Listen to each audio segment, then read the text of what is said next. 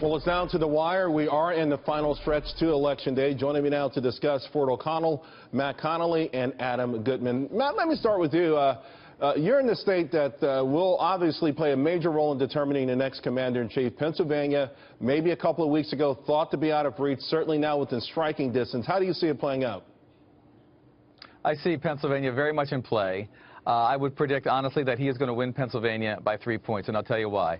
He's hitting a nerve with immigration, with jobs, especially from the energy sector, and he is going to take care of the vets. We've got a lot of vets who are very unhappy with the VA, and I think Trump is just, he's packing the houses.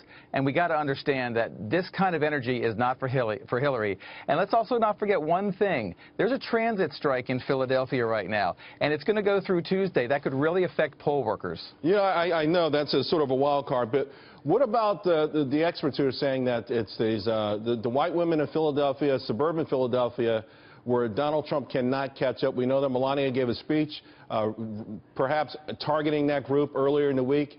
Do you dismiss that completely? Don't dismiss it completely. They are a tougher sell because they're a little more choosy when it comes to their candidate. But in the end, you know, it's funny, Hillary's numbers go up when she's not in the spotlight. When she's in the spotlight like she is now, which for the worst possible reasons, for dishonesty issues and her lack of transparency, they're going to shake their heads and say, you know what, this is what a Clinton presidency looks like. We've seen it before. We don't like it. I'm going to go with Trump. I'm going to hold my nose. He's going to win. All right, Ford, this is the mad dash. This is what we've all been waiting for. How do you see it playing out? Well, you have to understand that, first of all, Trump has to win Florida, North Carolina, and Ohio, and at that point he only has 253 electoral votes, and he has to go shopping for 17 more. If he wins the Keystone State, and trust me, if he does, he's going to have to thread that needle tighter than a Ben Roethlisberger pass. He will become the 45th president of the United States. I don't like his chances in Pennsylvania because there's 900,000 more Democrats than there are Republicans, and there's only 1.2 million independents, so that's a very narrow needle to thread. I like his chances in New Hampshire because Republicans outnumber Democrats, and a third of the voting electorate is actually independent. I like New Hampshire, Iowa, Nevada, or Colorado, and Maine, too, and that gives you 270 electoral votes, my friend, and that makes Donald Trump the 45th president of the United States. So, Adam, Donald Trump hit Florida, North Carolina, Nevada, Colorado today. I think he might swing by Minnesota and Virginia tomorrow. Is that the right strategy? Minnesota and Virginia, those are two states you think he should be focused on 2 days from the election, or should he follow the Ford O'Connell map? Well, I'm going to give one to Ford here. I agree with Ford. And can I offer you just a perspective from Florida, since this always seems to be described as ground zero? Adam Shapiro did a tremendous analysis earlier in the show. The one number he didn't mention, right now in the early voting and absentees, there's a 7,300 vote margin by Democrats. 4 years ago, it was 177,000 edge for Democrats on Election Day.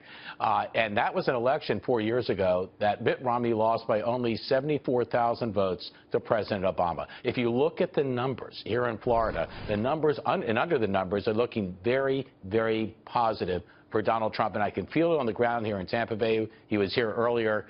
It's hard to generate momentum and enthusiasm that doesn't exist. It's much easier to channel something that I think has become a movement into votes. What about I think that's what you're going to see. What about Nevada, guys?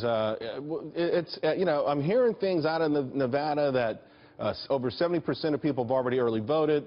That Clark County has been just a grand slam for the Democrats, even that county with Reno in it. Are you concerned? Because the way I look at the map, I think he's got to win Nevada, Ford. I absolutely agree with you. I'm concerned about the SEIU busing people not only in Clark County but also in Washoe County, where Reno is, to the polls. That could make the difference, the turnout in the Clinton machine. I also like potentially Colorado to keep a lifeline open, or Michigan. But in those cases, black vote has to take a serious nosedive, just like Pennsylvania. We got to leave it there. Love your perspective. Great.